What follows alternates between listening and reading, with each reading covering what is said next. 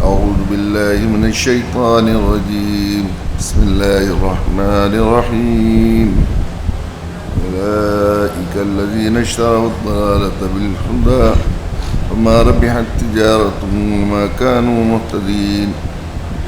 مثلهم كمثل الذي استوقد نارا فلما أضاءت ما حوله ذهب الله بنورهم وتركهم في ظلمات لا يبصرون صم بكم عمي فهم لا يرجعون أو كصيب من السماء فيه ظلمات ورعد وبرق يجعلون أصابعهم في آذانهم من الصواعق حذر الموت والله محيط بالكافرين.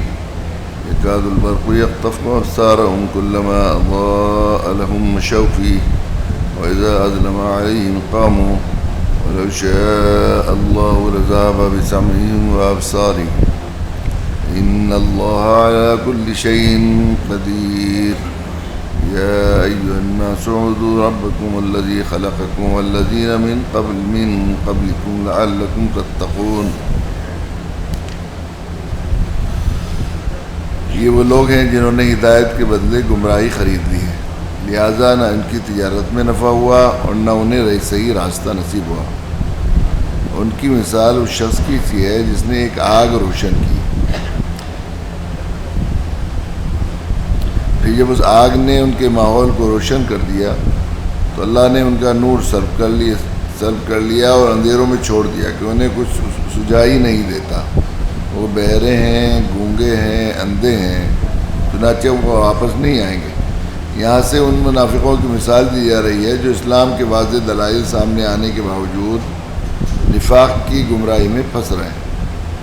اور اسلام کے واضح دلائل کو آگ کی روشنی سے تشبیہ دی گئی ہے کہ جس طرح اس روشنی سے ماحول کی چیزیں صاف نظر آنے لگتی ہیں، اس طرح اسلام کے دلائل سے حقیقت ان پر واضح ہو گئی.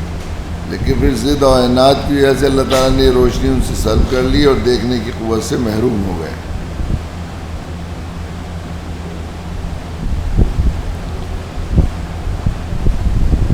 پھر ان منافقوں کی مثال ایسی ہے، آگے ارشاد فرماتے ہیں، پھر ان منافقوں کی مثال ایسی ہے جیسے آسمان سے برستی ایک بارش ہو جس میں اندھیریاں بھی ہوں، گرج بھی ہو اور چمک بھی ہو، اور کڑکوں کی آواز پر موت کے خوف سے اپنی انگلیاں اپنے کانوں میں دے لیتے ہیں.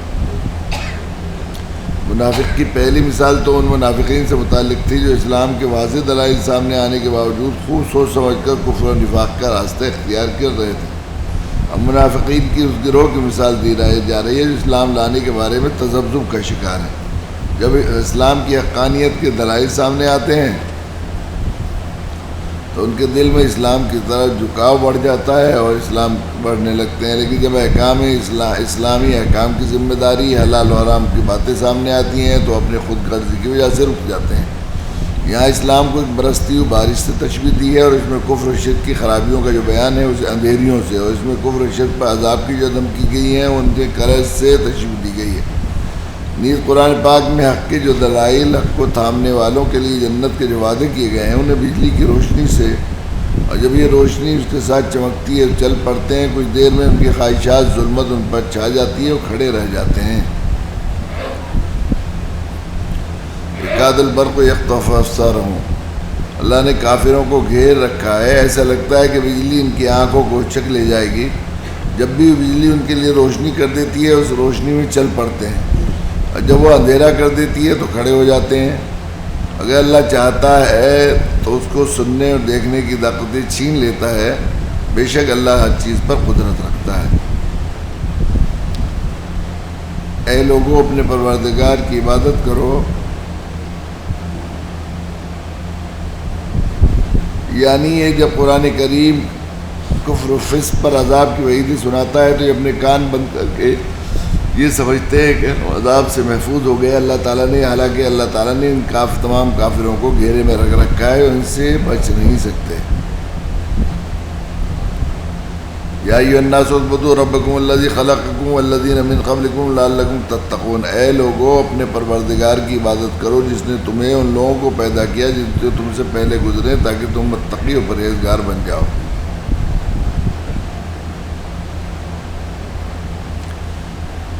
الذی جعل لکم الارض فراشا والسماء بناء وانزل من السماء ماء فاخرج به من الثمرات رزقا لکم فلا تجعلوا للہ اندادا وانتم تعلمون وان کنتم فی ریب مما نزلنا علی عبدنا فاتوا بسورۃ من مثلہ وادعوا شہداءکم من دون اللہ ان کنتم صادقین فإن لم تفعلوا ولن تفعلوا فاتقوا النار التي وقودها الناس والحجارة أعدت للكافرين۔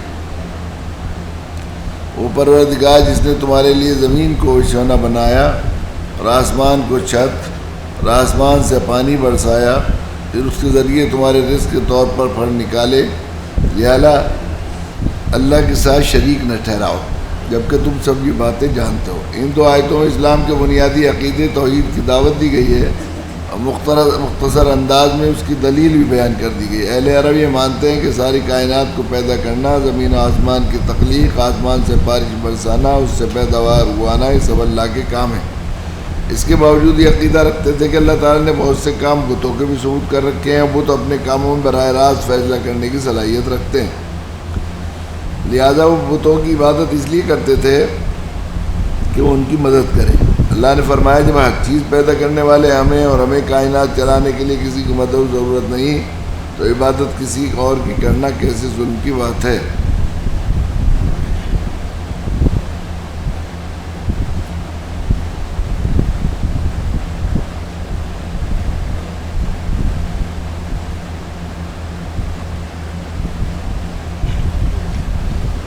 اور اگر تم اس قرآن کے بارے میں ذرا بھی شک میں ہو جو ہم نے اپنے بندے محمد صلی اللہ علیہ وسلم پر اتارا ہے، تو اس جیسی کوئی ایک ہی صورت بنا لاؤ، اگر سچے ہو تو اللہ کے سوا اپنے تمام مددگاروں کو بلا لو۔ پھر بھی اگر تم یہ کام نہ کر سکو اور یقیناً کبھی نہ کر سکو گے تو ڈرو اس آگ سے جس کا ایندھن انسان و پتھر ہوں گے اور کافر اس کے لیے تیار کیے گئے۔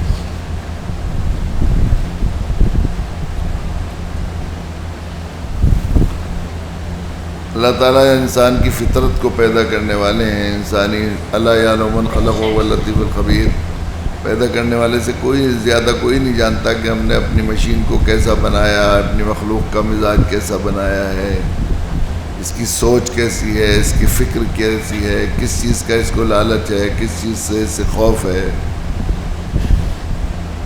اللہ تعالیٰ انسانی فطرت کو اصل میں لالچی بھی بنایا ہے اور ڈرپوک بھی بنایا ہے۔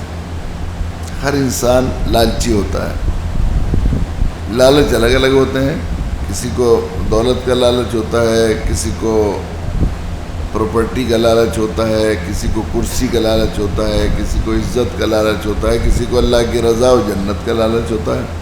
اس طرح ہر آدمی ڈرتا بھی ضرور ہے کسی نہ کسی چیز۔ بعض لوگ کہتے ہیں ہم بہت بہادر ہیں، ہم ڈرتے نہیں کسی چیز سے، وہ غیر فطری بات کہتے ہیں۔ ڈرتا ہر آدمی ہے، کوئی چور ڈاکو سے ڈرتا ہے، کوئی پولیس سے ڈرتا ہے، کوئی بے عزتی سے ڈرتا ہے، کوئی اللہ کی ناراضگی اور جہنم سے ڈرتا ہے، ڈرتا ہر ایک ہے اللہ۔ تو اللہ تعالیٰ جو بندوں کو، ساری ماؤں کو مامتا دینے والے ہیں اور اپنے بندوں کی ہدایت کا راستہ ہادی بھی ہیں، وہ رحیم بھی ہیں، وہ اللہ کا سجانے والے ہیں۔ قرآن مجید میں انسانی فطرت، اس کی فطری کمزوریوں کا خیال کرتے ہوئے ہر طرح کے لوگوں کے لیے قرآن نے جو ہے وہ اس میں رہنمائی ہے، ان کو سمجھانے کے لیے ان کو لالچ بھی دیا گیا ہے، بعض کو بھی لالچ دیا گیا ہے۔ بعض لوگ ایسے ہوتے ہیں کہ ان کی طبیعت ایسی ہوتی ہے، بغیر ڈنڈے کے دھمکاؤ نہیں، ڈراؤ نہیں انہیں، تو اس کے بغیر مانتے نہیں ہیں، وہ تو شرعی ہوتا ہے۔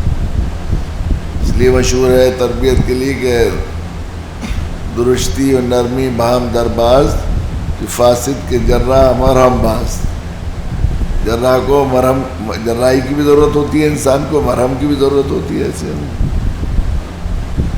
کسی ہمارے عزیز شاعر تھے، انہوں نے کہا ہے کہ نگاہ قہر بھی بچوں پہ ایک رحمت ہے، بڑے نہ دھوپ تو پودے بڑے نہیں ہوتے۔ دھوپ کی بھی ضرورت ہوتی ہے پودوں کو، پانی کی ضرورت نہیں ہوتی، دھوپ کی بھی ضرورت ہوتی ہے، ایسے انسان کی۔ تو اللہ تعالیٰ نے جا بجا قرآن میں اپنے بندوں کو، ان لوگوں کو جو ایمان والے نہیں ہیں، ایمان کی طرف لانے کے لیے جہاں لالچ بھی دیے ہیں، اپنے احسانات یاد دلائے ہیں، ہمیں یہ ہیں، ہم یہ ہیں، ہم یہ ہیں، اپنا تعارف کرانے کے لیے کیا ہے، وہاں اللہ تعالیٰ نے بندوں کو ڈرایا بھی. ایک تو یہ بات ہے.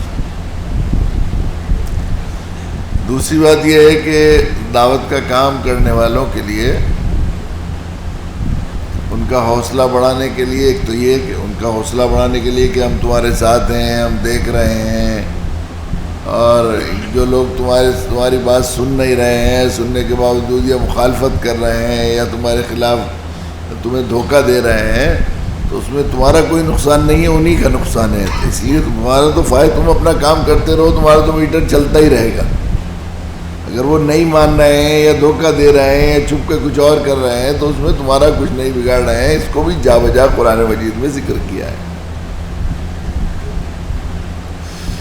دوسرے یہ بات بھی کہی ہے کہ جو کچھ وہ کر رہے ہیں بیچارے، وہ ان کا ہی نقصان ہو رہا ہے، وہ خطرے میں ہے، وہ نقصان میں ہے، وہ گھاٹے میں ہے.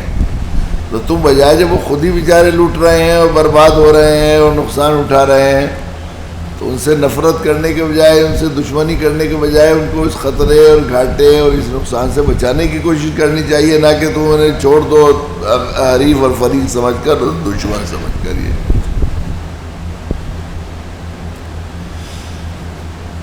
چونکہ انسان کی یہاں ان آیتوں میں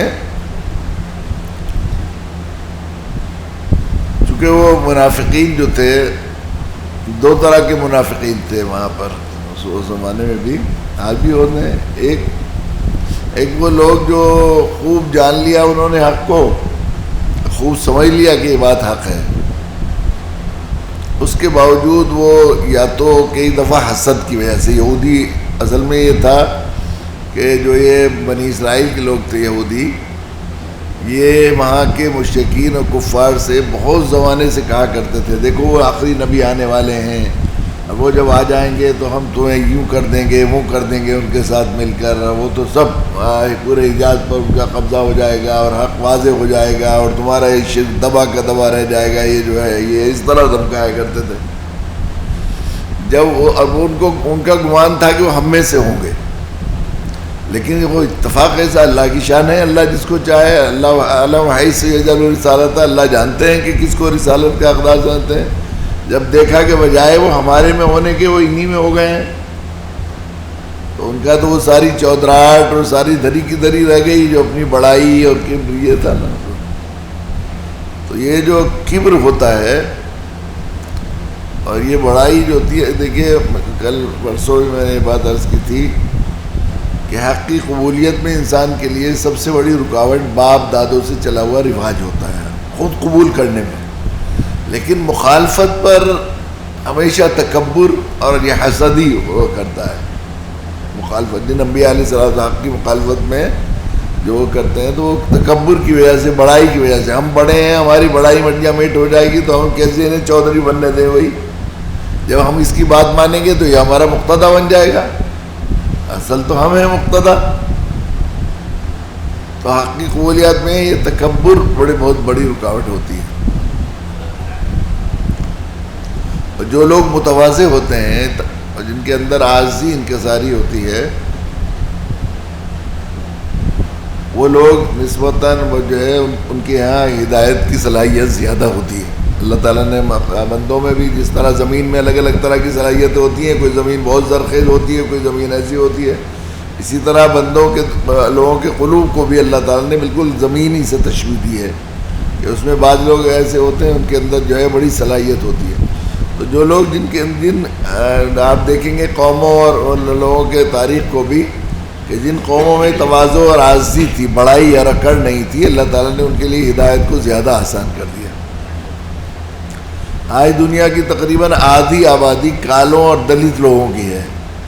کالے لوگ ہیں بیچارے، وہ جو امریکہ یہ لوگ ہیں سارے، خصوصاً افریقہ کے اتنے 55 ملک ہیں، وہ بیچارے بھولے بھالے لوگ ہیں. وہ بیچارے اتنی عاجزی اور انکساری پائی جاتی ہے ان کے اندر، ایسا لگتا ہے جیسے تکبر کا بیج ہی نہیں ہے ان کے اندر، بڑائی کا. ایسا یعنی آپ کچھ ان کو پیسے دے دیں گے فقیر کو بھی تو وہ 3 مرتبہ جھکے گا، نیچے کو جھک کر آدھا زمین تک ہو جائے گا تب آپ کا شکریہ ادا کرے گا. ملیں گے تو جھک جائیں گے. آخری درجے میں ان کی چال ڈھال سے پتہ لگتا ہے کہ زمین میں پیچھے جا رہے ہیں وہ لوگ. اسی کی وجہ ہے کہ وہ ذرا سی کوشش سے بس ان کو تو کہنا پڑتا ہے ریسائٹ, وہ جو ہے جوائن اس اینڈ ریسائٹ کلمہ, آؤ ہمارے ساتھ بیٹھو, چائے پیو, پانی پیو, کھانا کھاؤ اور کلمہ پڑھو. بس کچھ سمجھانے کی ضرورت نہیں ہے ان کو زیادہ. اتنا بیچاروں میں عزت و انکساری پائی جاتی ہے. لیکن افسوس یہ ہے کہ وہاں بھی یہ ہوتا ہے کہ وہ ہمارے یہاں ہندوستان پاکستان کے لوگ مسلمان وہاں رہتے ہیں, افریقی ممالک میں دیکھا ہے, تو وہ یوں تو ان سے گھر کے سارے کام کرواتے ہیں, اپنے برتن بھی دھلواتے ہیں, اپنے کپڑے بھی ان کے دھلے ہوئے پہنتے ہیں اور سب کچھ کراتے ہیں, لیکن انہیں دعوت اس لیے نہیں دیتے کہ ہمیں ساتھ ملا کے کھانا پڑے گا, ہم بھی انہی کی طرح ہو جائیں گے, کالے بہت حقیر ہیں, اس طرح وہ سمجھتے ہیں. ایسا ہوتا ہے. ہم لوگوں نے ایک زمانے میں وہاں ایک ورک شاپ کیا, جونسبرگ گئے, تو اس خیال سے کچھ علماء کو بلائیں گے, کچھ وہ کریں گے, ایک دعوتی ورک شاپ کیا تو اکثر علماء کو بلوایا, خاص علماء کو, اور کچھ میں نے کہا کچھ غیر مسلموں کو بلا لیں تاکہ دعوت دینے کا طریقہ آ جائے. اب وہ زولو ایک زبان ہے وہاں کی جو وہاں بولی جاتی ہے مقامی, انگریزی بھی کچھ نہ کچھ ٹوٹی پھوٹی بولتے ہیں, لیکن اتفاق سے جو لوگ آئے تھے وہ نہ زولو ڈھنگ سے سمجھتے تھے, وہ ایسے علاقے کے تھے, اور نہ انگریزی پوری طرح سمجھتے تھے. تو دو ترجمہ کرنے والے بٹھائے گئے تھے کہ جو زولو جاننے والے ہیں وہ زولو سمجھ لیں گے, جو انگریزی جاننے والے ہیں انگریزی. تو میں نے ان سے بات کی, رشتہ بتایا, اور میں نے جو ہے مجھے خود نہیں آتی دعوت دینا, ایک تو پہلی بات یہ. پھر وہ ترجمہ دو لوگ کر رہے تھے, دو ترجمہ کے بعد تو بات کچھ کی کچھ ہو جاتی ہے, اور پھر وہ دونوں زبانیں بھی پوری نہیں سمجھ رہے تھے. تو آپ اندازہ کیجئے کہ میری بات بھی ان تک کتنی پہنچی ہوگی. لیکن انہوں نے بیچاروں نے کلمہ پڑھ لیا, سب نے پڑھ لیا کلمہ. تو مولانا ابراہیم صاحب ہمارے ساتھ تھے, ان سے میں نے کہا کہ میں ان علماء سے بات کر لیتا ہوں, اور آپ ان کو لے جا کر وہاں ناشتے کا انتظام ہے, آپ ناشتہ کروائیے اور ان کا نام بدلیے اور جماعت کی تشکیل کیجیے, تو ان کو سمجھ میں آئے گا کہ ہم نے کلمہ کیوں پڑھا ہے. صحیح. تو مولانا رہے تقریباً 1 گھنٹہ ان کے درمیان, میرے خیال سے 17-18 لوگ تھے وہ بیچارے. تو مولانا نے بعد میں بتایا کہ یہ ان میں سے جو ہے کلمہ تو انہوں نے خوب سوچ سمجھ کے پڑھا ہے, جان لیا ہے کہ نہیں, اور یہ ان میں سے کئی لوگ جو لوگ عام طور پر دنیا داروں کے ساتھ رہ رہے تھے, تاجروں کے ساتھ, انہوں نے تو جلدی سے نام بھی بدلوا لیا اور جماعت میں بھی نام لکھوا دیا. لیکن دوسرے لوگ یہ کہہ رہے تھے بھائی اسلام کے علاوہ سچ تو کچھ ہے نہیں ہے, تو سمجھ میں آ گئی ہمارے بات. لیکن ہمیں عجیب بات بتائیے کہ ہم ان لوگوں کے ساتھ کیسے رہ سکیں گے جنہوں نے ہمارے ساتھ انگریزوں سے, جو انگریز وہاں غلام رکھا ان کالوں کو بیچاروں کو, بہت ان کے ساتھ زیادتی کی. تو ہم جو ہے ان کے ساتھ کیسے رہ سکتے ہیں جنہوں نے انگریزوں سے کئی گنا زیادہ ہمارے ساتھ مس بیہیویئر کیا, برا حال کیا, اور ہمیں انسان سمجھا ہی نہیں, اور ایسے ایسے واقعات بتائے کہ میں خود رونے لگا ان کے ساتھ بیٹھ کر. مولانا ابراہیم صاحب نے کہا کہ اپنے ساتھ گزرے ہوئے واقعات انہوں نے ایسے بتائے کہ وہ انہیں پاس بیٹھ گئے تو تم اتنے قریب بیٹھ گئے, تمہیں کتنی بدبو آ رہی ہے, کبھی لات مار دی, کبھی یہ کر دیا, ایسا نیچا نیچ سمجھ کر ان کو ایسا کیا گیا ہے.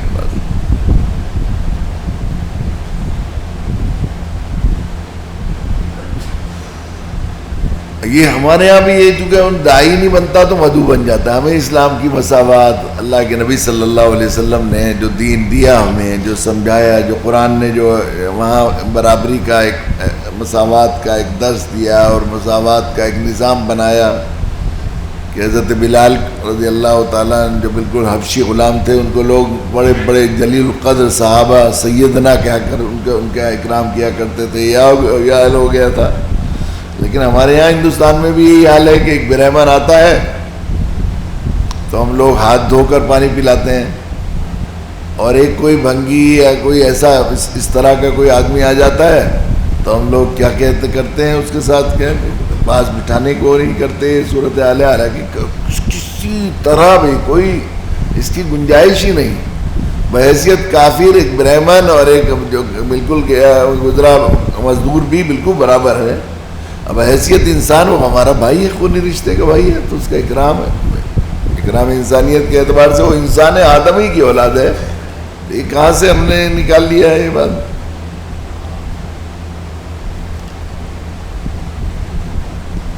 تو یہ کبر جو ہے یہ بڑی رکاوٹ ہوتا ہے.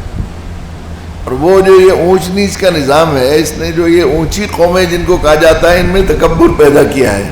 اس کی وجہ سے وہ آپ کی مخالفت پر وہی لوگ غریب لوگ، یہ جو پسماندہ قوم کے لوگ ہیں وہ انہیں یہ بات نہیں ہوتی، بلکہ جو عام طور پر جو ہے وہ بڑے لوگ مکے کے قریشیوں کو بھی یہی وہ ہوا. اور اس سے پہلے بھی انبیاء علیہ الصلوۃ والسلام کی قوموں کے سرداروں نے یہی بات کہی کہ ہم اسلام قبول کر لیں گے تو ہمیں بھی ان نیچوں کے ساتھ بیٹھنا پڑے گا جو تمہارے ساتھ لگے ہوئے ہیں. اس لیے کہ جو کمزور قسم کے لوگ ہیں وہ ایسے قبول کر لیتے ہیں، انہیں حق کی رکاوٹ نہیں ہوتی. تو ایک تو وہ منافق ہیں جو جان بوجھ کر سمجھ کر حق سمجھ کر مخالفت کر رہے ہیں، ایک وہ لوگ ہیں. ایک وہ لوگ ہیں جو بیچارے ذرا ہمت کم ہوتی ہے، بعض لوگ پست ہمت ہوتے ہیں نا، طبیعتیں بھی الگ الگ ہوتی ہیں. تو جب آخرت کی اور جنت کی اور توحید کے حقائق ان کے سامنے آئے تو انہیں یہ خیال ہوا کہ اس کو ماننے میں ٹھیک ہے، ورنہ مرنا ہے، مجھے وہاں پر خطرہ ہوگا. اور جب وہ اپنے سماج میں گئے اور سماج کی مخالفت اور وہاں کی لڑائی اور وہاں کی اس کا خوف ہوا، آیا اگر میں اسلام لے آیا تو میں سماج والے مجھے کتنا ستانا اتلائیں گے، یہ کریں گے وہ کریں گے. تو بین ہی یہی دو طبقے آج بھی اسی طرح مدعو کی دونوں کی حالت ہمیں ملنے کو ملتی ہے. کئی دفعہ دائی مایوس ہو جاتا ہے، سوچتا ہے کہ یار یہ ہمارے سامنے تو کلمہ پڑھ کے گیا ہے اور وہاں جا کے شرک کر لیا، تو کسی نے بتا دیا اسے کہ پوجا کر رہا تھا وہ. تو انسانوں کی سطح جو ہے ہمت کی اور اس کی دونوں الگ الگ طرح کی ہوتی ہے. یہاں ان آیتوں میں پہلے یہ کہا کہ یہ لوگ جنہوں نے جو تمہیں یہ کہہ رہے ہیں، اس سے پہلے کا ذکر کیا تھا کہ جب یہ وہاں جاتے ہیں تو کہتے ہیں کہ ہم جو ہیں وَإِذَا خَلَوْا إِلَىٰ شَيَاطِينِهِمْ قَالُوا إِنَّا مَعَكُمْ إِنَّمَا نَحْنُ مُسْتَهْزِئُونَ. تو مذاق کے طور پر میں تو دیکھ رہا تھا، دیکھوں کیسے نماز کیسے پڑھی جاتی ہے، ٹوپی اوڑھ کے کیسے لگتا. اپنے گھروں میں جا کر آج بھی بیچارے بہت سے کمزور جو اسلام قبول کرنے والے لوگ ہیں اور جو وہاں مقابلہ کرنے کا وہ نہیں کر سکتے، تو اپنے گھر والوں کو جا کے یوں کہتے ہیں کہ میں تو ذرا دیکھ رہا تھا کہ ٹوپی اوڑھ کے کیسا لگتا ہے اور مسجد میں نماز پڑھ کے دیکھوں کیسا لگتا ہے. تو یہ جا کر کہتے ہیں. تو یہ لوگ انہوں نے جو ہے ہدایت کے بدلے میں گمراہی خرید لی. ہمارا بھی ہے تجارتوں، بتائیے تو خود ہی کتنے نقصان میں ہیں بیچارے جنہوں نے ہدایت کو کر لی ہے. انہیں ہدایت بھی نہیں ملی تو یہ تو بیچارے ترس کے مستحق ہیں. ان کی فکر کرنے کی ضرورت ہے، نہ کہ ان سے دشمنی کرنے کی یا ان سے ناراض ہونے کی کہ لو بھائی ہمارے سامنے تو کلمہ پڑھ لیا پھر جا کے وہ ہو گئے، چلو بھائی اب ان سے چھوڑو، ان سے کوئی لینا دینا ہی نہیں ہے، اس لائق ہے ہی نہیں ہے. تو ڈھلمل لوگ ہیں، ہم ان سے کیا کریں گے، بیکار محنت ساری ضائع گئی. یوں مت سوچنا یہ بیچارے کمزوری کی وجہ سے ایسے کر رہے ہیں. ایک مثال، اور اللہ تعالیٰ نے انسانی سطح کے لحاظ سے الگ الگ چھوٹی چھوٹی مثالیں ایسی قرآن نے جو مثالیں دی ہیں وہ عام زندگی کی مثالیں ہیں، بالکل عام زندگی کی مثالیں کہ آگ جلی کہیں تو آدمی ایسے ہیں. ان کی مثال کہ آگ جلائی فلما آزاد ماحول ذاب اللہ بنور وترکوں فی ظلمات لا یبصرون. کسی جگہ لائٹ جل رہی ہو، کوئی آگ جل رہی ہو اور اچانک روشنی ختم ہو جائے تو آدمی ایک دم ایسا ہو جاتا ہے جیسے اندھا، ایک قدم بھی نہیں چل سکتا، پھر ایسا ہو جاتا ہے نا ایسے ہوتا.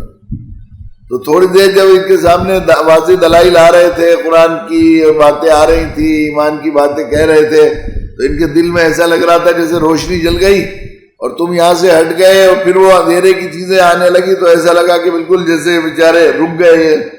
یہ تو سم بکم عمی فہم لا یرجعون. او کصیب من السماء فی ظلمات ورعد وبرق یجعلون اصابعهم فی آذانهم من الصواعق حذر الموت واللہ محیط بالکافرین. اور جب بارش ہوتی ہے تو بارش کا ایک خاص منظر سب جگہ ہوتا ہے سبھی کہ اس وقت جب روشنی جلتی ہے، کڑک آتی ہے تو آدمی ڈر جاتا ہے، اس سے گھبرا جاتا ہے، کانوں میں وہ کرتا ہے.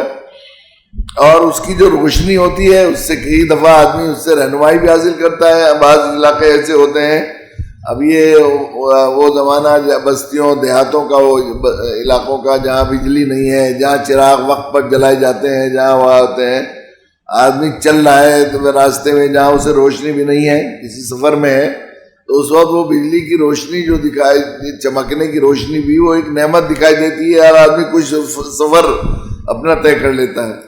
جب وہ ہو جاتا ہے تو آدمی کو پھر یہ خیال ہوتا ہے، تو اس کی کڑک سے ڈر بھی ہوتی ہے، بجلی کی روشنی سے، یعنی وہ ڈھل مل سا رہتا ہے، کچھ اسے خطرے دکھتے ہیں، کچھ اسے ڈر دکھتا ہے، وہ جو ہے ڈر بھی دکھتا ہے، کچھ اسے فائدہ بھی دکھتا ہے، اور پھر اچانک ایک دم اس کے لیے ساری ایسا لگتا ہے جیسے راستہ رک گیا ہے۔ تو بالکل یہی کیفیت آج بھی جن لوگوں کو ہم دعوت دیتے ہیں وہ سامنے پیش آتی ہے۔ یکاد البرق یخطف ابصارهم کلما اضاء لهم مشوا فیہ واذا اظلم علیہم قاموا، جب وہ اندھیرا ہو گیا تو ایک دم رک جاتے ہیں۔ ولو شاء اللہ لذهب بسمعهم وابصارهم، ان کو سمجھایا، بتایا کہ دیکھو جس طرح تمہیں اندھیرے میں ایک دم آنکھیں بند ہو گئی ہے، تمہیں ایسا لگا، تو یہ ہو سکتا ہے کہ ہمیشہ کے لیے تمہاری آنکھیں لے لے اللہ، اور ہمیشہ کے لیے تمہاری سماعت چھین لے۔ اللہ تعالیٰ ہر چیز پر قادر ہے۔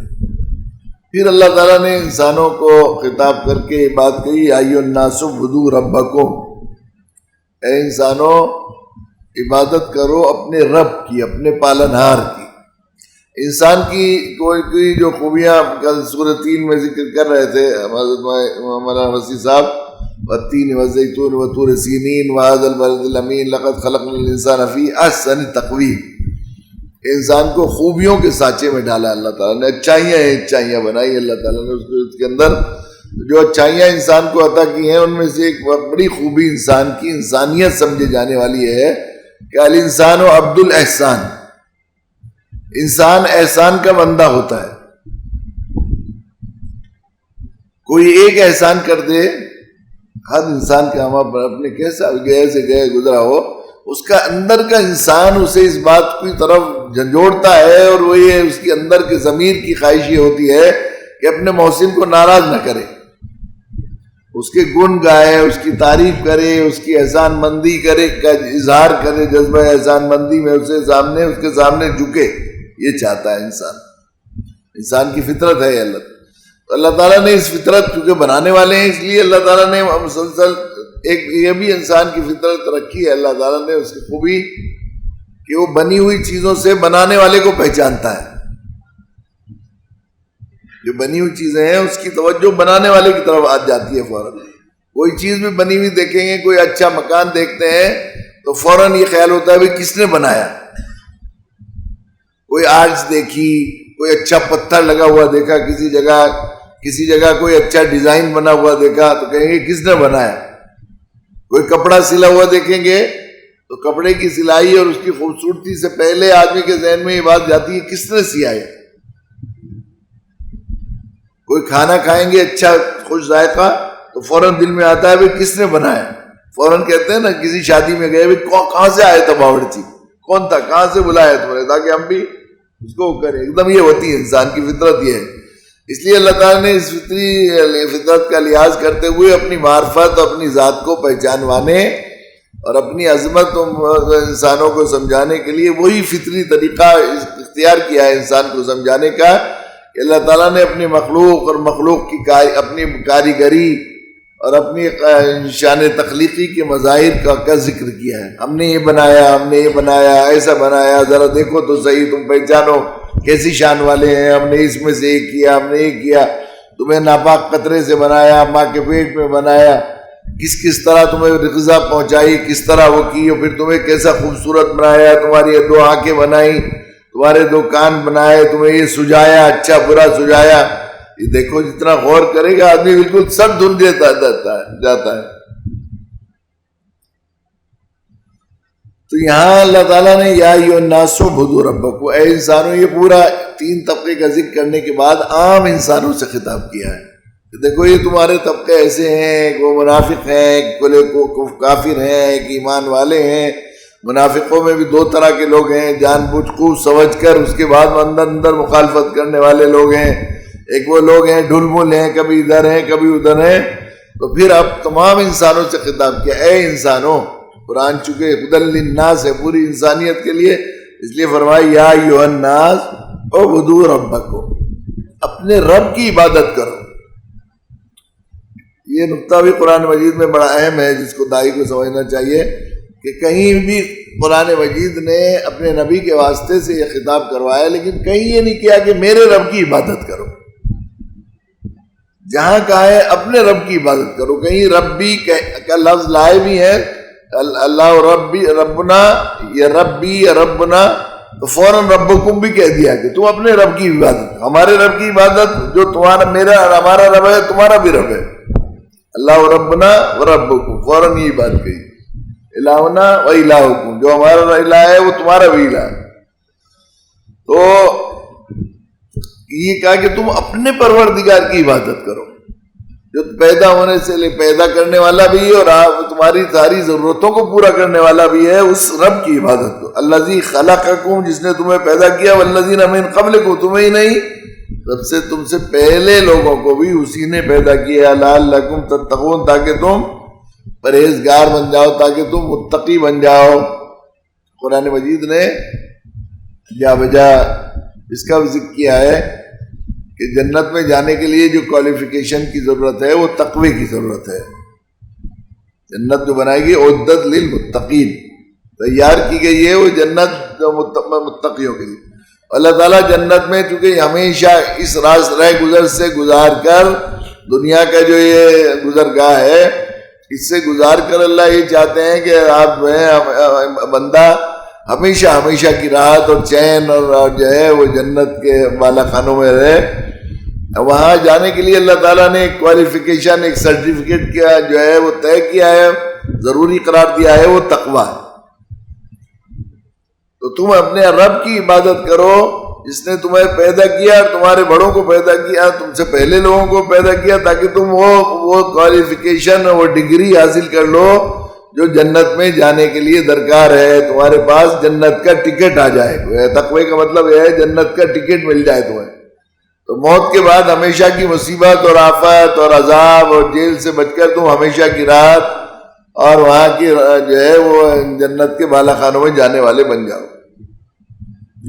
پھر آگے جو ہے وہ مخلوقات، اللہ تعالیٰ اپنی کاریگری کیسے کیا کیا چیز بنائی، کیسے بنائی آدمی، اور وہ احسانات یاد دلاتے ہیں آگے چل کر ان آگے کی آیتوں میں۔ جن جو احسانات اگر آدمی غور کرے، بندہ غور کرے اور توجہ کرے کہ اللہ نے کیسے کیسے احسانات اور کیسے کیسے انعامات ہم پر کیے ہیں، تو دل خود بخود جھک جائے اللہ کی بندگی اور عبادت کی طرف۔ خصوصاً عربوں کا کہ اس کا لحاظ دیکھیے، عربوں کے لحاظ کہیں نہیں بلکہ آج کل یہاں بھی ہم لوگ دیکھتے ہیں، کئی دفعہ میں نے بعض لوگوں سے پوچھا جو لوگ بت پرستی کر رہے ہیں اور شرک کر رہے ہیں، جب ان سے قسم لے کر اور نیم لے کر یہ بات کہی جاتی ہے کہ کائنات کو بنانے اور چلانے والا کون ہے، آپ پوچھ لیجئے۔ ہمارے یہاں تو اتنی بت پرستی ہے، اتنے کروڑ دیوتا ہیں، لیکن ہمارے یہاں برادران وطن سے جب پوچھیں گے آپ کہ سچ مچ میں بتائیے کہ اس کائنات کو بنانے اور چلانے والا کون ہے اس پورے برہمانڈ کا، تو وہ کہتے ہیں کہ وہ تو ہے تو وہی، یہ تو سب بات کہتے ہیں کہ بھئی یہ تو ہم لوگ کنسنٹریشن کے لیے کر رہے ہیں۔ یہ زیادہ تر تو لوگ یہی کہتے ہیں نا کہ ہم لوگ ذرا کنسنٹریشن کے لیے کر رہے ہیں، وہ دکھ تو رہا نہیں تو ہمیں کوئی تو سامنے چاہیے اس لیے کرتے ہیں، اصل تو وہی ہے۔ قرآن نے کہا بھی وَإِذَا مَسَّكُمُ الضُّرُّ فِي الْبَحْرِ ضَلَّ مَن تَدْعُونَ إِلَّا إِيَّاهُ فَلَمَّا نَجَّاكُمْ إِلَى الْبَرِّ أَعْرَضْتُمْ۔ تم بتاؤ کہ جب تم پھنس جاتے ہو سمندر میں، مشکلوں میں، تو کبھی یہ نہیں کہتے کہ کسی مشکل میں پھنستے ہیں تو کبھی یہ نہیں دوسروں کو نہیں بلاتے۔ موت ہوتی ہے، ایک چھوٹی سی مثال ان لوگوں کے لیے سمجھانے کے لیے بڑی پیاری ہوتی ہے جو ان کی بہت جلدی سے سمجھ میں آ جاتی ہے۔ دیکھیں جب کوئی مر جاتا ہے، مردے کے اس کی تعزیت کے لیے جائیں تو کیا کہتے ہیں لوگ، گھر والے، اس کی مایا تھی اس نے لے لی۔ کبھی آج تک کوئی یہ نہیں کہتا کہ کرشن جی کی مایا تھی لے لی، بھگوان جی کی مایا تھی لے لی، آج تک کوئی آدمی نہیں کہتا ہے، کہتے ہیں اس کی مایا تھی اس نے لے لی۔ تو یہ بات انہیں سمجھانے کے لیے بہت بہت دل کو لگتی ہے۔ عموماً میں نے محسوس کیا کہ یہ مدعو لوگوں کو جو شرک کرتے ہیں ان کو یہ بات بہت جلدی سمجھ میں آ جاتی ہے۔ کہ بھئی اس کی مایا تھی اس کو لے لی، یعنی اسی بندہ اسی کا بندہ ہے، اسی کی طرف جانا ہے، تو یہ ہوتا ہے۔ تو قرآن نے آگے ان آیتوں کو کہ پھر تم اس کے بعد کیوں شریک کرتے ہو؟ جب یہ سمجھتے ہو کہ اسی کی مایا ہے، اس نے لے لی، وہی کائنات کو چلانے والا، بنانے والا، پیدا کرنے والا سب کچھ ہے، تو پھر کتنی کم عقلی کی بات ہے کہ تم اس کے برابر اس کے ساتھ میں کسی کو شریک کر رہے ہو۔ شرک کی برائی اور مذمت آگے بیان کی گئی ہے۔ اللہ تعالیٰ ہمیں اللہ تعالیٰ کی رب کریم کی شفقت اور رحمت کے صدقے میں ہمیں بھی وہ شعور نصیب فرمائے جو ہم قرآنی انداز میں لوگوں کو دعوت دے رہے ہیں، اور قرآن سے پورا فائدہ اٹھائیں۔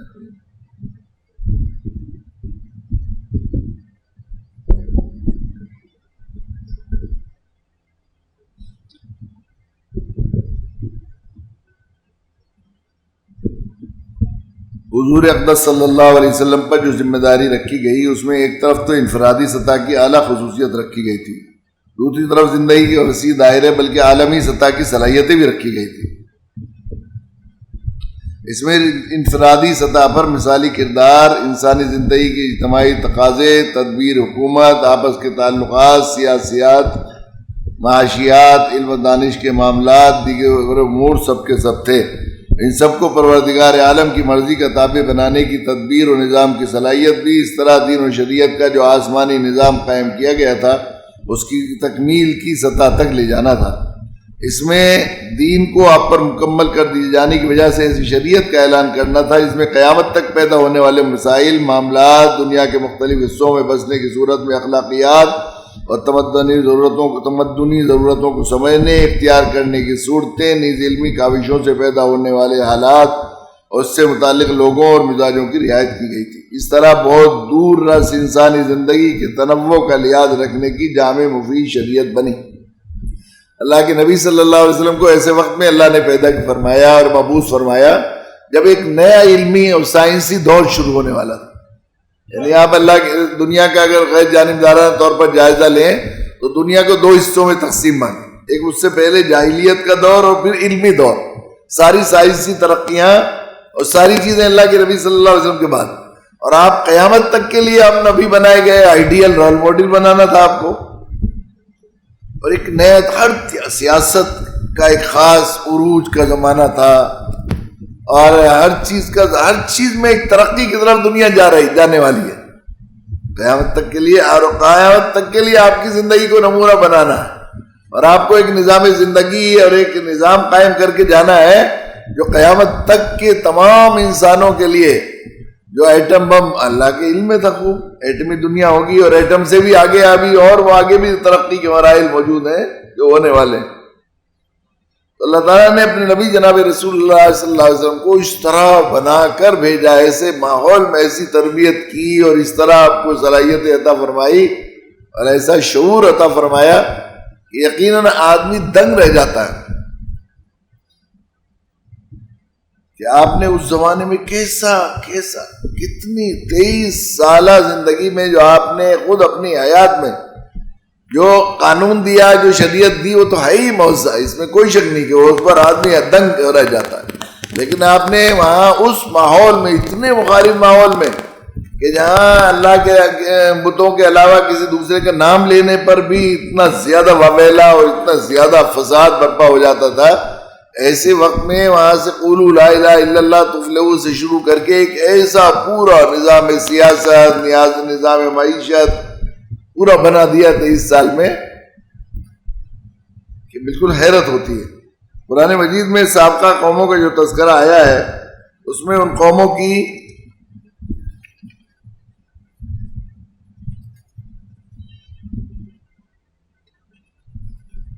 شریعت میں ان کے محدود حالات کے دائرے کے امور تک معاملہ ملتا ہے، لیکن اب جو ہے شروع ہو رہا ہے اس میں اگرچہ دنیا اور زندگی کے اپنے علاقائی نسلی فرق و اختلاف کے ساتھ علاقوں میں بسنے والے لوگ ہو سکتے تھے، جو یکساں موسم، یکساں جغرافیائی حالات کا بھی فرق تھا، سردی اور گرمی کا فرق، دن رات کی مدت میں کمی اور بیشی کے لحاظ سے فرق، تنوع پایا جاتا ہے، لیکن تمدنی اور علمی ترقیات سے ان میں آپسی قربت بھی بڑھنے لگی تھی، اور انسانوں کو خود اپنے علاقائی سماجی حالات کا تنوع ہو سکتا تھا۔ ان سب کا لحاظ اس عہد کے نبی کی شریعت میں رکھا گیا۔ اسی کے ساتھ ساتھ اعلیٰ انسانی اقدار رب العالمین کی احکام کی پابندی والی زندگی کے نظام کو قائم کرنے کے لیے طاقت کے استعمال کی ضرورت پڑنے پر معاندانہ اور مخالفانہ طاقتوں سے مقابلہ کرنے کا انداز اختیار کرنے کا نظام بھی رکھا گیا۔ نیز نیا نظام شروع ہونے والا عہد علم کے عام ہونے کا اور انسان کی ضرورت بن جانے کا تھا۔ شاید اسی وجہ سے اس دور کے شروع ہونے کے لحاظ سے پہلی وحی الہی کے ذریعے آپ کو جو ہدایت دی گئی وہ اقرا کے لفظ سے فرمائی گئی، اور اس میں قلم کے کردار کو بھی اہمیت ظاہر فرمائی گئی، جس سے صاف طریقے سے نئے دور کو علمی دور کا مقام عطا کیا گیا۔ اقرا بسم ربک الذی خلق خلق الانسان من علق اقرا وربک الاکرم الذی علم بالقلم علم الانسان ما لم یعلم۔ پڑھ اس خدا کے نام سے جس نے کائنات کو پیدا کیا، جس نے آدمی کو گوشت کے لوتھڑے سے پیدا کیا، اور پڑھ تیرا خدا کریم ہے، اور جس نے انسان کو قلم کے ذریعے علم سکھایا، اور جس نے انسان کو باتیں سکھائیں جو اسے معلوم نہ تھی۔ انسان کے لیے علم کی اہمیت ظاہر کی گئی۔ علم کا اہم ذریعہ قلم ہے، اس کے حوالہ خصوصیت کے ساتھ ذکر کیا گیا، اور تاکید کی گئی کہ علم کو خدا کے نام سے جوڑا جائے، اور ظاہر ہے کہ علم کو اب تک جوڑنے کے بجائے آزاد چھوڑ دیا گیا تھا۔ اس سے انسانوں میں اخلاقی بگاڑ پیدا ہو گیا تھا۔ ساتھ ہی ساتھ یہ بھی بتایا گیا کہ انسان کو طاقت و صلاحیت حاصل ہونے پر اس میں سرکشی اور ظلم و زیادتی کا مزاج بن جاتا ہے، لہٰذا اس کو بتایا کہ احتیاط کرے اور آخرت میں اپنے رب کے سامنے جواب دہ ہونا ہے۔ کلا ان الانسان لیطغی ان رآہ استغنی ان الی ربک الرجع۔ اگر انسان سرکش ہو جاتا ہے جبکہ اپنے تئیں غنی دیکھتا ہے، کوئی شک نہیں اس کو تمہارے پروردگار کی طرف لوٹ کر جانا ہے۔ اس کے بعد کی تاریخ بھی بتاتی بھی ہے کہ علم عام ہو جانے کا جو دور اسلام کی سرپرستی سے شروع ہوا، اس میں اسلام کے ماننے والوں نے ایک طرف تو علم کی سربراہی بین الاقوامی سطح پر کی، علم کو وسعت اور ترقی دی، اس کے لیے نئے نئے میدان تلاش کر کے اس میں بھی کام کرنے کا سلسلہ شروع کیا، اپنی علمی ترقیات سے انسانوں کو فائدہ پہنچایا، اور دوسری طرف علم کو خدا کے نام سے جوڑا، اس کو انسانی زندگی کی ہلاکت اور ضیاع کے بجائے رشد و صلاح کا ذریعہ بنایا۔ اسلام نے اس علم میں مسلسل تدبر اور تحقیق کے ذریعے غور و فکر کے عنصر کو اہمیت دے کر اضافہ اور نفع کے قابل بنانے کی دعوت دی، اور اس کو سرکشی، ظلم اور غلط استعمال سے محفوظ رکھا، برخلاف دوسری قوموں کے کہ انہوں نے علم سے نقصان ہی پہنچایا، علم کو نہ خدا شناسی بلکہ انکار خدا اور سرکشی کا ذریعہ بنا کر ایٹم بم کو مہلک اسلحے بنائے، ذہنوں کے بگاڑ کا کام کیا، اس کا غلط استعمال کیا۔ بہرحال اس نبی کی شریعت علم سے تعلق رکھنے والے اور علم کے وسیلے یعنی عقل انسانی کے تقاضوں کو پوری رعایت کرنے والی ہوئی، اور علم خدا شناسی اور خدمت خلق کا ذریعہ بنا۔ علم کے ساتھ دولت اور ثروت کے بارے میں نیا انداز اختیار کیا گیا، اور انسان کی سرشت کی طرف اشارہ کیا گیا کہ وہ سرکشی کرنے لگتا ہے۔ جب اس کے پاس دولت آتی ہے تو وہ سرکشی کرنے لگتا ہے، مالدار ہو جاتا ہے، فارغ البال ہو جاتا ہے، تو اپنے کو سب کچھ سمجھنے لگتا ہے۔ اس لیے اس کو یہ بتایا الرآہ استغنی ان الی ربک الرجع، تجھے اللہ کے سامنے حساب دینے کے لیے جانا ہے۔ یہ مال جو ہے یہ تیری ملکیت نہیں بلکہ تیرے پاس امانت کے طور پر دی گئی ہے، جس کا حساب دینا ہے، تو اس لیے اکڑ کی گنجائش ہی نہیں ہے۔ خاص طور پر جب دولت آتی ہے اور اس کا ذہن دین بیزار اور خدا کی تابعداری سے ہٹ کر چلتا ہے، تو وہ سمجھتا ہے کہ اس کی اپنی محنت اور علم کے ذریعے حاصل ہوا، اور جس طرح چاہے اسے استعمال کر سکتا ہے۔ اس طرح دین اسلام کی جو شکل میں انسانی زندگی کے تمام پہلوؤں کی رہنمائی کی گئی، جو بہت جامع رہنمائی تھی، اور انسان کی سلامتی اور دنیا آخرت دونوں میں کامیابی رکھی گئی، اس کا بھرپور آغاز حضور اقدس صلی اللہ علیہ وسلم کی خود حیات طیبہ سے ہوا، اور آپ کی طرف سے ان تمام پہلوؤں کے سلسلے میں ضروری رہنمائی کی گئی۔ اللہ رب العالمین کو اپنے آخری مقرر کردہ نبی حضور اقدس صلی اللہ علیہ وسلم پر ایسا عظیم بوجھ ڈالنا تھا جو عام انسان کے بس میں نہیں ہو سکتا، لہذا آپ کے ظاہر باطن کو اللہ تعالیٰ نے سب انسانوں کے معاملے میں زیادہ مضبوط اور بلند صفات کا پیدائش کا ہی وقت سے بنا دیا تھا۔ پھر اس کے لیے خاص طور پر آپ کو زندگی کے متنوع سخت ترین نشیب و فراز سے گزارا، جو انسان میں مختلف حالات کو جھیلنے، عزم و ہمت سے مناسب راہ نکالنے کے لیے معاون ہو سکے۔ اولاً آپ کا سابقہ یتیمی کی بے چارگی سے کرایا گیا۔ پیدا ہونے کے بعد آپ جب ابتدائی شعور کے عمر میں داخل ہوئے تو آپ نے دیکھا کہ آپ کے سائے پدری حاصل ہی نہیں ہے۔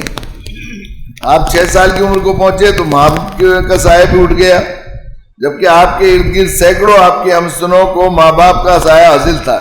یہ بات ایک معصوم اور صغیر سن بچے کے قلب و ذہن کے لیے عموماً ایک سخت ذہنی بیچارگی اور شکست دلی کا باعث ہوا کرتی ہے۔ 6 سال کی عمر میں سایہ مادری بھی اٹھ جانے کے بعد شفقت کرنے کے لیے دادا تھے، وہ بھی 8 سال کی عمر میں داغ مفارقت دے گئے، ان کا بھی انتقال ہو گیا دادا کا بھی۔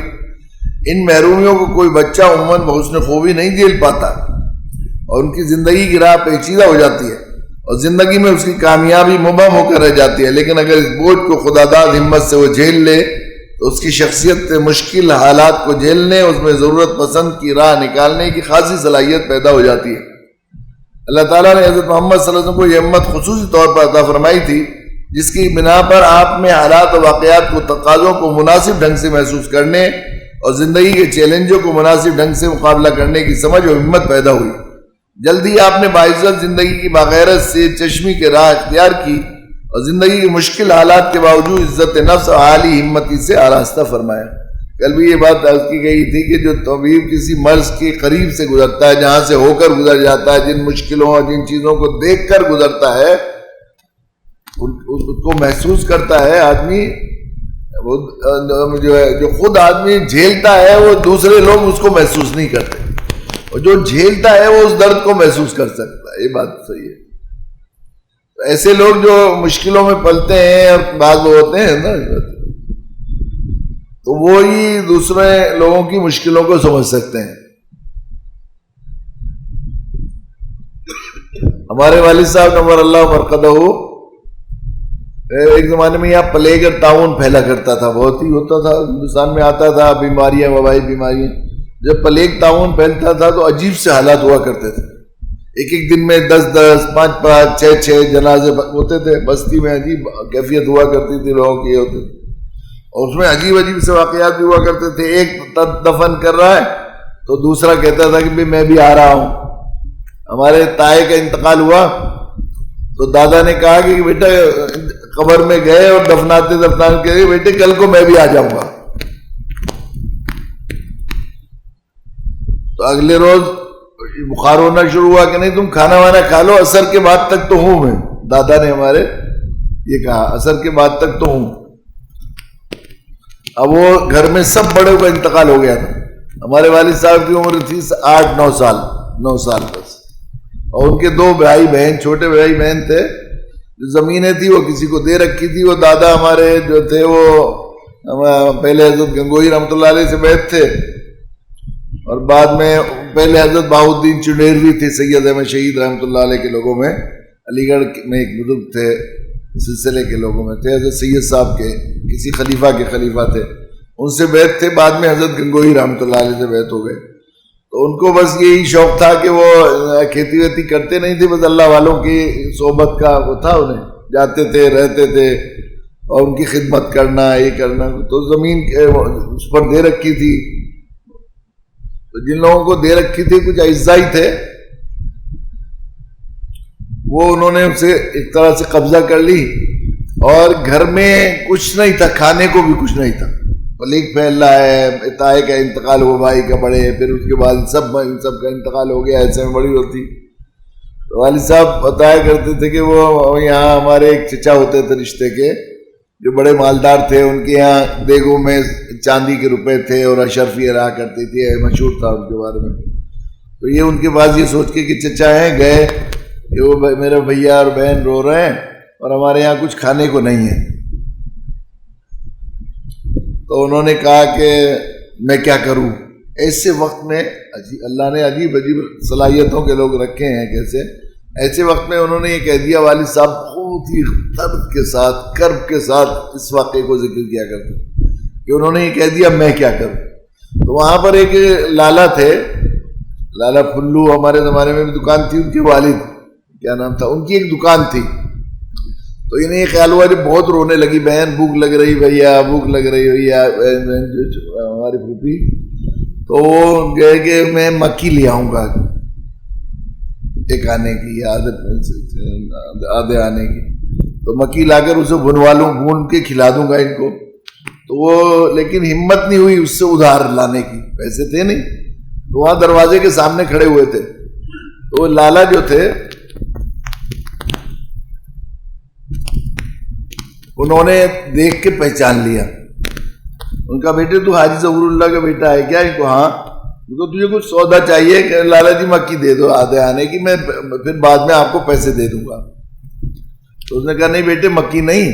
اس نے ایک بوری لی، اس میں آٹا، شکر، تیل، دال، بہت سارا سامان، تقریباً یعنی وہ زمانے کا 1.5 من ابا کہا کرتے تھے، یعنی 6 دھڑی. 1.5 من کہتے تھے، کچا من ہوتا تھا نا 4 دھڑی کا، اس کہتے 1.5 من کا تقریباً رکھ کر. اس نے بہت گاہکوں کا وقت تھا، ان سے کہا بھائی میں جا رہا ہوں، ذرا سا تم بس دکان بند کر دی، آ کے دوں گا سودا. اب پھر وہاں چھوڑ کے آیا. ان کا بیٹے یہ میری دکان نہیں ہے، حاجی ظہور اللہ کی دکان ہے. حالانکہ ایسی بات نہیں تھی کہ انہوں نے کروائی تھی مجھے دکان. بیٹے انہیں کی دکان ہے، جب یہ سامان ختم ہو جائے گا تو اور لے جانا، مجھے بتا دینا، میں پہنچا دوں گا. پھر تو وہ چونکہ ابا نے یہ بات دیکھی تھی، اس لیے بہت زیادہ ان کے دل میں یتیموں، غریبوں، ایسے لوگوں کا بہت ہی درد رہا کرتا تھا. اور وہ اللہ نے اتنا پیسہ، اتنے حالات اچھے کیے، بعد میں محنت کی، جدوجہد کی، کوشش کی. اللہ نے بہت اچھے حالات کیے کہ یہاں پر ہمارے مغربی یو پی میں سب سے پہلے ٹریکٹر، فرگوشن ٹریکٹر، بلکہ ہندوستان میں، مغربی ہندوستان میں پہلی مرتبہ وہاں سے ٹریکٹر جو ہے انگلینڈ سے آئے تھے 2. تو وہیں سے انجینئر آئے تھے 2 گوڑے چلانے کے لیے. 2 مہینے تک رہے، ان کی بڑی خدمت کرنی پڑتی تھی، بڑا ان کے لیے الگ سے کھانا بنانے والا لانا پڑا اور یہ کرنا پڑا. ایسے حالات تھے. سارے رئیس بڑی عزت کیا کرتے تھے، اپنے ہاتھوں سے کھیتی کرتے تھے بہت ہی، اس کے باوجود لیکن کبھی ذہن میں نہ خود آئی نہ ہمیں آنے دی. ہمیں بھی چھٹیاں ہوتی تھی اسکول کی، بھائیوں کو سب کو لے کے کہتے مزدوروں کے ساتھ کھلیان میں کام کرنا ہے. ہل بھی چلواتے تھے اور گنے بھی چلواتے تھے، اور خاص طور سے جو گیہوں کی فصل کا وقت ہوتا ہے بہت سخت ہوتا ہے، ذرا سخت گرمی کا موسم ہوتا ہے، بڑی محنت کرنی پڑتی ہے. تو اس میں وہ مزدوروں اور نوکروں کے ساتھ وہ کام کروایا کرتے تھے تاکہ کبھی بڑھائی ذہن میں نہ آ جائے، اور پھر ہم بھی کبھی ایسا نہ ہو جائے کہ بھئی ان کی خیال نہ ہو. یہ ہوا کرتا تھا. اکثر پیدل چلتے تھے، سائیکل رکشہ کا سفر کبھی قبول نہیں کرتے تھے کہ آدمی کی سواری مجھے اچھی نہیں لگتی. یہ ہوتا تھا میں جو پیدل سفر کرتے تھے. تو وہ جن حالات سے آدمی گزرا ہوا ہوتا ہے نا وہ اس کو سمجھتا ہے. اس طرح اللہ تعالیٰ کی حکمت بالغہ نے ایک نبی کو قیامت تک کے تمام انسانوں کے لیے نبی بنانا تھا، رسول بنانا تھا. تو اللہ تعالیٰ نے اپنے نبی جناب رسول اللہ صلی اللہ علیہ وسلم کو ایسے ماحول میں تربیت فرمائی اور اس طرح تیار کر کے اللہ تعالیٰ نے ہمارے لیے عطا فرمایا ایسا کہ بالکل غریب سے غریب، مشکل سے مشکل، پریشانی سے پریشانی میں آدمی اللہ کے نبی صلی اللہ علیہ وسلم کی بات سنتا ہے، آپ کی سیرت پڑھتا ہے تو ایسا لگتا ہے جیسے کیسے شفیق سرپرست کے سائے میں آ گیا. آپ کی سنت کی اتباع، آپ کے دین کو مان کر تو آدمی کیسا اپنے آپ کو ایسی رحمت کے سائے میں محسوس کرتا ہے. لیکن صحیح بات یہ ہے کہ آپ کی سیرت پاک کو پڑھتا ہے آدمی، وہ ایسا لگتا ہے جیسے رحمت کے شامیانے میں آدمی وقت گزار رہا ہے. چنانچہ آپ فکر و شعور کی عمر میں داخل ہونے کے وقت ہی سے اپنے ارد گرد کے ماحول میں بے راہ روی کو ناپسندیدگی کی نظر سے دیکھنے لگے تھے. آپ نے اس بات کو بہت محسوس کیا تو لوگوں میں ایک طرف تو باعزت زندگی کا شوق اور جرأت و ہمت اور متعدد انسانیت نواز خوبیاں ہیں، لیکن دوسری طرف مذہبی جذبے کی تسکین کے لیے خود ساختہ انسانی حیوانی پتلے بنا کر ان کے پوجتے ہیں اور ان سے حاجت روائی چاہتے ہیں. اور یہ ایسا کرتے ہیں جیسے کسی زندہ انسان بلکہ انسان سے بھی بڑھ کر طاقت سے اپنی حاجت کا سوال کیا جاتا ہے. حضور اقدس صلی اللہ علیہ وسلم کو دونوں باتوں میں کوئی جوڑ نظر نہیں آتا تھا اور ایک تضاد معلوم ہو جاتا تھا. ایک طرف تو انسانی برتری اور عظمت کا احساس، بلکہ احساس برتری، اور دوسری طرف اتنا نیچے اتر آنا. عربوں کو بڑا اپنا، دوسروں کو عجب کہتے تھے، وہ اپنی زباندانی پر بھی ایسا ہوتا ہے، یعنی احساس برتری تھا. لوگ اللہ تعالیٰ نے انہیں مقامی ایسا دیا تھا. اس طرح اللہ نے حج کی خدمت کی سعادتوں کی برکت سے، اللہ نے جو گھر بنایا تھا اس کی خدمت کی سعادت سے ان کو ایک خاص شرف کی حیثیت سے نوازا تھا. اس کی وجہ سے ان کے ذہن میں اور بھی اپنی زبان دانی، اپنی ہر چیز پر بڑا غرور بھی تھا. اور دوسرے اپنی سطح اتنی کرتے تھے کہ اپنے ہاتھوں کے بنی ہوئی مورتیوں کے سامنے اپنی ناک رگڑ رہے ہیں. ایک عجیب ضد تھی نا، 2 ضدوں کا جمع ہو جانا تھا. یا تو اپنی بڑائی کا یہ حال کہ کسی کو خاطر خانی غریب آدمی اور جب ویسے لوگ سمجھے جاتے تھے غلام لوگ، یہ ان کو پاس بٹھانا پسند نہیں کرتے تھے، یا خود اتنا گر جانا۔ اللہ کے نبی صلی اللہ علیہ وسلم کو اس کا شعور تھا، حضور صلی اللہ علیہ وسلم کو دونوں باتوں میں کوئی جوڑ نہ دے جاتا اور اقتضاد معلوم ہوتا تھا۔ ایک طرف اتنی احساس برتری، دوسری طرف اتنے نیچے اتر جانا کہ بے جان مٹی اور پتھر جیسی چیزوں کے سامنے اپنے گرانا اور بے عزت کرنا۔ اور وہ مورتیاں بھی الگ الگ انسانی شکلوں کی نہیں ہوتی تھی، بلکہ ایسی ہوتی تھی جیسے ہمارے یہاں بھی ہاتھی کی ہے، کوئی گائے کی ہے سامنے، کوئی اس طرح کی ہوتی ہے، اسی طرح کی وہاں بھی ہوا کرتے تھے۔ آپ اس خیال سے ایسی گری پڑی باتوں سے اپنے آپ کو الگ رکھتے تھے، اور شاید یہ بھی ایک وجہ تھی کہ آپ کو آسمانی وحی کے آنے، اس کے ذریعے رہنمائی ملنے سے قبل کے دور میں اپنے گرد گرد کے حالات سے غیر مطمئن ہونے پر تنہائی اختیار کر کے آپ میں زندگی اور کائنات کی سربستہ راز کو سوچنے کا خیال پیدا ہوا۔ اس کے لیے آپ شہر سے باہر پہاڑ کی غار میں جا کر کچھ وقت گزارنے لگے کرتے تھے۔ حلف الفضول، ایک غریب اور باہری قبیلہ زبید کے شخص کی حق کی ادائیگی میں ایک معزز شخص عاص بن وائل کی طرف سے زیادتی ہو رہی تھی، تو خاندان کے چند معزز حضرات نے حقداروں کا حق دلانے کے لیے ایک کمیٹی کی تشکیل کی۔ آپ اس میں شریک ہوئے، اور جب بھی خاندان یہ شہر کے جائز معاملات میں کچھ کرنے کی ضرورت پڑتی تو آپ اس میں شریک ہوتے۔ آپ کی دیانت و امانت کو دیکھتے ہوئے لوگوں کو اتنا اعتبار ہو گیا تھا کہ لوگ آپ کے پاس امانتیں رکھتے اور اعتماد کرتے تھے۔ حضرت خدیجہ کے ساتھ تجارت میں شرکت اور نکاح۔ خاندان کی ایک معزز اور دولت مند خاتون نے جو تجارتی مال باہر سے منگواتی تھی اور بھجواتی تھی، اور بیوہ ہو جانے کے بعد اپنے مال تجارت کے باہر بھیجنے کے سلسلے میں کسی دیانتدار سمجھدار مرد کی معاونت کی ضرورت محسوس کرنے لگی تھی جو ان کے غلام کے ساتھ سفر کرے اور غلام کی سرپرستی نگرانی رکھے۔ انہوں نے آپ کی صفات سے واقف ہونے کے بعد آپ صلی اللہ علیہ وسلم سے معاونت کے لیے فرمائش کی اور اپنے غلام کے ساتھ ذمہ دار بنا کر بہار بھیجا۔ گویا اس طرح آپ کی کارکردگی عملی صلاحیت کو آزمایا۔ آپ نے اپنے اس سفر سے اس خاتون کا معاملہ بہت نفع کے ساتھ انجام دیا۔ مزید یہ ہوا کہ آپ کے ساتھ گئے ہوئے غلام نے بھی آ کر آپ کی کارکردگی اور دیانت کی بہت تعریف کی۔ چنانچہ اس خاتون نے جبکہ دوسرے کئی معزز لوگوں کے پیغام ان سے رشتے کے لیے آئے تھے، ان سے معذرت کر دی تھی۔ حضور اقدس صلی اللہ علیہ وسلم سے خود رشتے کی پیشکش کی۔ حضرت خدیجہ غیلت تھی، یہ عمر میں آپ سے 15 سال بڑی تھی، لیکن آپ کی جو خوبیاں انہوں نے دیکھی ان کی بنا پر آپ سے رشتہ ازواج قائم کرنے کا فیصلہ کیا۔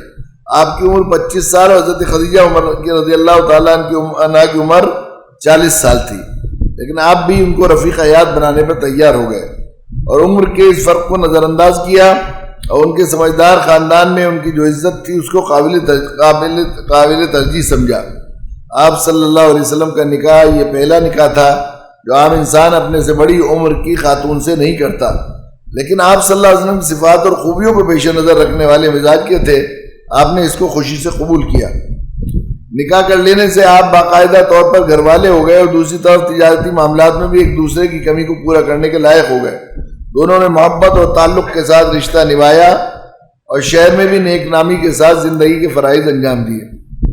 بعض روایت میں آتا ہے کہ حضرت ورقہ ابن نوفل جو پرانی کتابوں کے عالم تھے، وہ حضرت خدیجہ رضی اللہ تعالیٰ عنہ جو ان کی چچا بہن تھی، اور گھر میں اپنے ذکر کیا کرتے تھے کہ وہ جو نبی آخری زمان آنے کی کتاب پرانی کتابوں میں پیش گوئی کی گئی ہے وہ بہت قریب آنے والا ہے۔ تو حضرت خدیجہ رضی اللہ تعالیٰ عنہ دعا مانگا کرتی تھی جا کر کعبے میں کہ اللہ وہ جو نبی آنے والا ہے آپ مجھے ہی اس سے وابستہ کر دیں، مجھے اس کے بیوی بنانے کا شرط عطا فرما دیں۔ تو حضرت خدیجہ بار بار پوچھتی تھی کہ اس کی کیا خصوصیت ہوں گی، کیا بات ہوگی، کیا ہوگی۔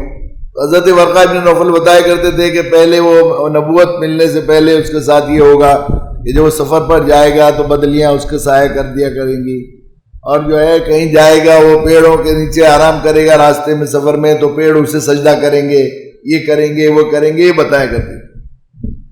تو پھر وہ بہت تجسس تھا، ان کو لگن تھی کسی طرح میرے ساتھ کوئی رشتہ ہو جائے آنے والے نبی کا۔ تو وہ ورقہ ابن نوفل کہا کرتے تھے کہ زمانہ بالکل آ گیا ہے، وہ اپنی کتابوں سے اور اپنے اس کے حساب سے چونکہ بڑے عالم تھے وہی بتایا کرتے تھے۔ تو پھر ورقہ ابن نوفل یہ کہا کرتے تھے کبھی قریب ہوئے اور اللہ کے نبی صلی اللہ علیہ وسلم ذرا بڑے ہوئے اور آپ کی دیانت اور امانت کا چرچا ہوا اور صادق الامین لوگ کہنے لگے، ہر بات میں مکہ میں آپ کی محبوبیت ہونے لگی بہت زیادہ. کوئی فیصلہ ہوتا تو آپ کو بلاتے، کوئی عزت کا میٹنگ ہوتی تو آپ کو نومری کے باوجود بلاتے. حالانکہ عربوں میں بڑوں کے بیچ میں بچوں کو، لونڈوں کو، لڑکوں کو لانے کا وہ نہیں تھا، لیکن ان کو معزز بڑے لوگوں میں بلایا جاتا تھا. کوئی دعوت ہوتی سب سے پہلے اللہ کے نبی صلی اللہ علیہ وسلم کو سوچتے ان کے بغیر تو دعوت معزز نہیں کہلائے گی. آپ دعوت کرتے، ہر ایک اس میں شریک ہونے کو سعادت سمجھتا. یہ صورت حال ہوئی، آپ کی محبوبیت اور عزت دیکھی تو ورقہ ابن نوفل ان سے حضرت خدیجہ سے کہا کرتی تھی کہ خدیجہ مجھے ایسا لگتا ہے کہ وہ جس نبی کا میں ذکر کر رہا ہوں اور جس کا پچھلی کتابوں میں آیا ہے، اس شخص میں وہ شاید اس کے اثرات مجھے محسوس ہوتے ہیں. تو حضرت خدیجہ رضی اللہ تعالیٰ عنہ نے تجارتی پارٹنرشپ کر کے تجارتی پارٹنرشپ کی ان کے ساتھ. آپ نے سنا ہوگا حضرت عمر رضی اللہ تعالیٰ عنہ کو اللہ تعالیٰ نے بہت دور رس نگاہ دی تھی، اور آپ کی ذہانت اور آپ کی ہوشمندی کا یہ حال تھا کہ کئی مرتبہ حضرت بہت سے صحابہ کے مقابلے میں حضرت عمر رضی اللہ تعالیٰ نے کوئی رائے دی اور وہی نے اسی کی تصدیق کی، یہاں یہ رائے صحیح تھی. تو حضرت عمر رضی اللہ تعالیٰ عنہ کے زمانے میں کسی شخص نے کسی کے بارے میں تعریف کی کہ وہ بڑے اچھے آدمی ہیں، بہت بھلے آدمی ہیں، بڑے ایسے آدمی ہیں. تو حضرت عمر رضی اللہ تعالیٰ عنہ نے پوچھا کہ کیا آپ نے ان کے ساتھ پارٹنرشپ کی ہے؟ کہ نہیں. تو کیا آپ نے ان کے ساتھ سفر کیا ہے؟ انہوں نے کہا نہیں. تو کیا آپ ان کے پڑوس میں رہے ہیں؟ کہ نہیں. تو پھر آپ کو ان کے بارے میں رائے قائم کرنے کا کیا حق ہے؟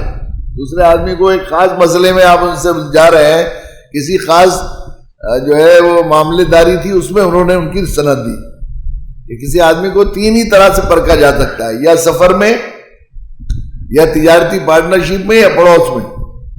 تو حضرت خدیجہ شاید یہ عربوں کا کہ یہاں کسوٹیاں رہی ہوں گی پرانے زمانے میں. عربوں کو بڑا شعور تھا ہر چیز کا نا، بڑے بعض ایسی چیزیں تھیں کہ غیب ایسا اونٹ بکریاں چلانے والے تھے، لیکن ان کی کامن سینس اور چیزوں کو پرکھنے اور اس کی ترازو کا اللہ تعالیٰ نے عجیب ذوق دیا تھا. آپ حیرت کریں گے کہ جو حضرت اللہ کے نبی صلی اللہ علیہ وسلم حضرت وہ جو ہے وہ حضرت ابوبکر صدیق رضی اللہ تعالیٰ نے ہجرت کے لیے تشریف لے گئے. تو آپ کو مدینہ کی منورہ ہجرت کرنی تھی، لیکن یہ جبل نور جو ہے وہ مدینہ سے بالکل مخالف سمت میں ہے، مدینہ کے راستے میں نہیں ہے. وہ تو یہ کہ قریش ہمیں تلاش کرتے کرتے مدینہ کی طرف کو نہ آئے اور ان کو یہ خیال ہو کہ ہم الٹی طرف کو جا رہے ہیں، تو وہ اس طرف تلاش کریں. اس لیے پہلے جبل نور میں کچھ دن تک پناہ لی انہوں نے، اس میں جو ہے غار سور میں. اللہ کے نبی صلی اللہ علیہ وسلم نے یہ حکمت عملی اختیار کی، بجائے ادھر کو جانے کے ادھر کو گئے، پھر وہاں سے نکل کے گئے مدینہ منورہ تاکہ لوگ مدینہ منورہ ہمارا پیچھا نہ کریں. تو جب لیکن وہ جو ہے لوگ تلاش میں لگ گئے اور انہیں یہ دے دیا گیا تھا کہ جو حضرت محمد صلی اللہ علیہ وسلم کو تو آپ کو تو قتل کرنے کا ارادہ تھا ہجرت سے پہلے، اور اللہ تعالیٰ نے حکم دے دیا تھا کہ اپنی جان بچا کے چلے جائیے آپ. تو عربوں نے وہ کیا تھا کہ 100 اونٹ ملیں گے اس کو انعام میں جو محمد صلی اللہ علیہ وسلم کو لے کر آئے گا یا آپ کا سر لے کر آئے گا. اس لیے اس 100 اونٹ بہت بڑی رقم تھی، بہت بڑی دولت تھی. 100 اونٹ کی تلاش میں سب لگے ہوئے تھے، ادھر سے ادھر سے ادھر سے. تو سراقہ جو ہے وہ بعد میں اسلام لائے، اس وقت کی طرف سے بڑے قیافہ شناس لوگوں میں شمار کیا جاتا تھا. تو وہ جب وہاں تلاش کرتے کرتے غار سور کے سے پہلے پہنچے تو وہاں اونٹ کی مینگنے پڑی ہوئی تھی، لید پڑی ہوئی تھی، اونٹ کی لید. انہوں نے کہا بھائی کوئی گیا تو ہے یہاں اونٹ کی لید. تو انہوں نے اونٹ کی لید کو توڑا اور توڑ کے سونگ کے کہا کہ پرسوں کی لید ہے، پرسوں گئے ہیں مسافر یہاں ہے. یعنی یہ ہر چیز کی ترازو ان کے یہاں اتنی زیادہ، عربوں کو ایسا شعور تھا.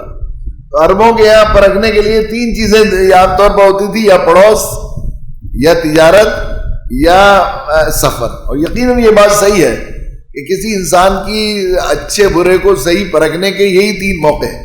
حضرت خدیجہ رضی اللہ تعالیٰ عنہ نے اس خیال سے کہ ان سے شادی کا فیصلہ کرنا تھا، اور یہ بڑی معزز خاتون، بہت متمول، اللہ نے مال بھی بیعت دیا تھا، تو بعض ملکوں کے بادشاہوں نے بھی حضرت خدیجہ رضی اللہ تعالیٰ عنہ سے پیغام بھیجا تھا. یمن کے ایک خاص علاقے کا تھا, انہوں نے بھیجا تھا, حالانکہ یمن کے لوگ بڑے حکیم اور بڑے وہ مانے جاتے تھے, انہوں نے منع کر دیا تھا. قریش کے بعد سرداروں نے نکاح کا پیغام بھیجا تھا, لیکن حضرت خدیجہ نے خود منع کر دیا تھا. اور اسی انتظار میں بہت دنوں تک نکاح نہیں کیا تھا عرب کے رواج کے خلاف, کہ وہ انتظار کر رہی تھی کہ وہ نبی آخر الزماں آئیں گے تو میں انہی سے نکاح کروں. تو اس کو پرکھنے کے لیے تجارتی پارٹنرشپ بھی کی انہوں نے, اور ایک غلام کو ساتھ میں بھیجا تاکہ سفر میں پرکھ کے بتائے مجھے کہ سفر میں کیا کیا چیزیں پیش آئیں. اور آپ کے پڑوس میں ایک مکان بھی خرید لیا تھا تاکہ پڑوس میں رہ کے بھی پتہ لگ جائے. اور جب تینوں طرح سے پرکھ لیا اور غلام نے بھی بتا دیا ہو گیا, تو پھر عرب کے رواج کے خلاف حضرت خدیجہ رضی اللہ تعالیٰ عنہ نے خود اپنی طرف سے نکاح کی پیشکش کی. وہاں مردوں کی طرف سے نکاح پیغام بھیجا جاتا تھا, اور عورت کا نکاح کا پیغام بھیجنا بہت بے عزتی کی بات سمجھا جاتا تھا. لیکن ساری اس کو قبول کیا انہوں نے. جب اطمینان ہو گیا انہیں کہ اگر کوئی نبی آنے والا ہے تو یہی آنے والے ہیں, انہی کے اندر وہ صفات ہیں, اور ساری چیزوں کو پرکھ لیا, تو پھر انہوں نے انہیں بھیجا.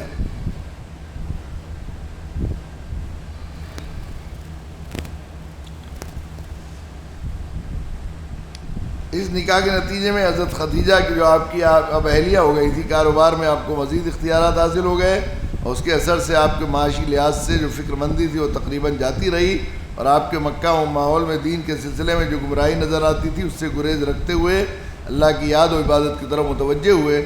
یہ زیادہ تر تنہا جگہ جا کر اپنے رب کا دھیان کرنے اور یاد کرنے کی صورت میں ہوتا تھا. آپ صلی اللہ علیہ وسلم کی اہلیہ حضرت خدیجہ کی طرف سے ایک غلام بھی جو حضرت زید بن حارثہ تھے آپ کو حاصل ہوئے, اور آپ کے بڑے اچھے معاون بن گئے. ان کو آپ نے انسانی جذبے کے تحت غلامی سے آزاد کر کے اپنا رفیق بنا لیا, جو اس زمانے میں متبنہ بنانے کے طریقے سے بھی کیا جاتا تھا. سبحان اللہ بحمدہ, سبحانک اللہم بحمدک, نشہد ان لا الہ الا انت نستغفرک و نتوب الیک.